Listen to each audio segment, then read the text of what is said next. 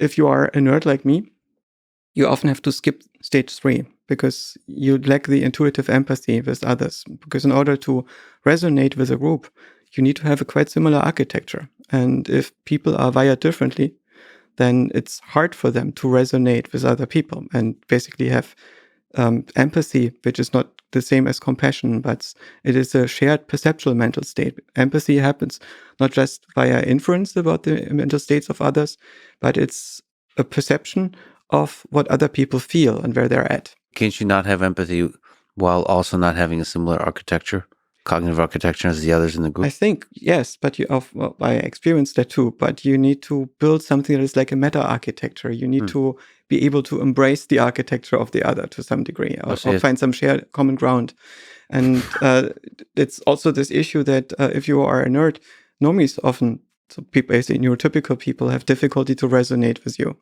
And as a result, they have difficulty understanding you unless they have enough wisdom to feel what's going on there. Well, isn't the whole process of the stage 3s to figure out the API to the other humans that have different architecture, and you yourself publish public documentation for the API that people can interact with for you?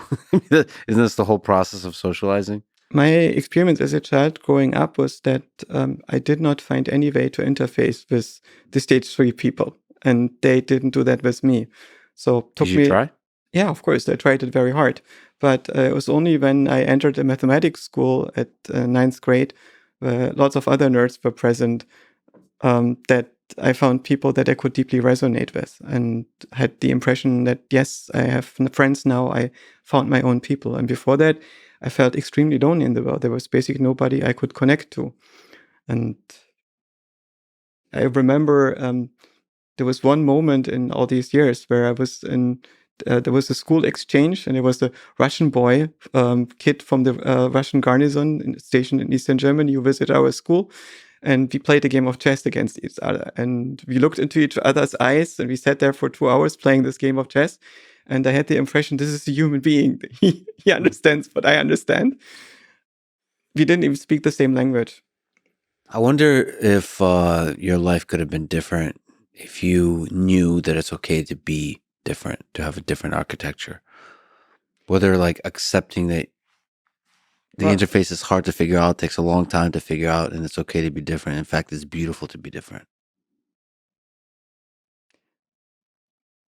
It was not my main concern. My main concern was mostly that I was alone. Right? It was not so much the question, is it okay to be the way I am? I couldn't do much about it, so I had to deal with it. But my main issue was that I was not sure if I would ever meet anybody growing up that I would connect to at such a deep level that I would feel that I could belong. So there's a visceral, undeniable feeling of being alone. Yes.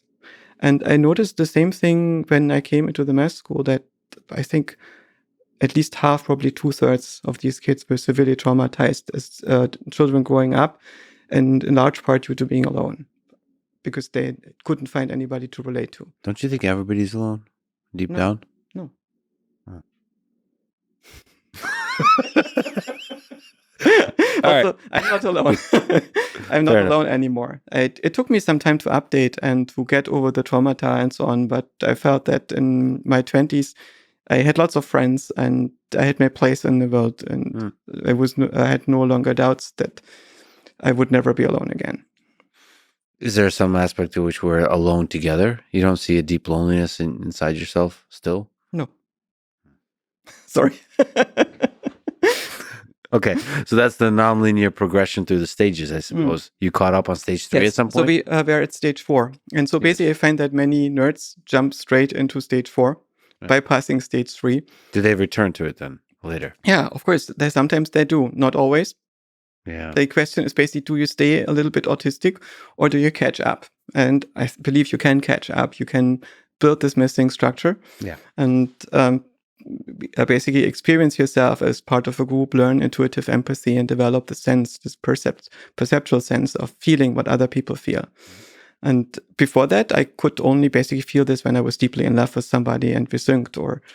So there's a lot of friction to feeling that way. Like it only with certain people, as opposed to it comes naturally. Yeah. It's frictionless. But this is something that basically later I felt started to resolve itself for me to a large degree. What was the trick?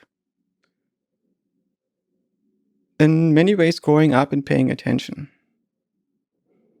Meditation did help. I had some very crucial experiences in getting close to people, building connections, cuddling a lot in my student years.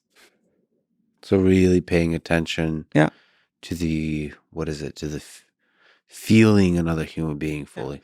Loving other people and being loved by other people, and building a space in which you can be safe and can experiment and touch a lot and be close to somebody a lot. And over time, basically, at some point, you realize, oh, it's no longer that I feel locked out, but I feel connected and I experience where somebody else is at. And normally my mind is racing very fast at a high frequency. So it's not always working like this. Sometimes it works better, sometimes it works less.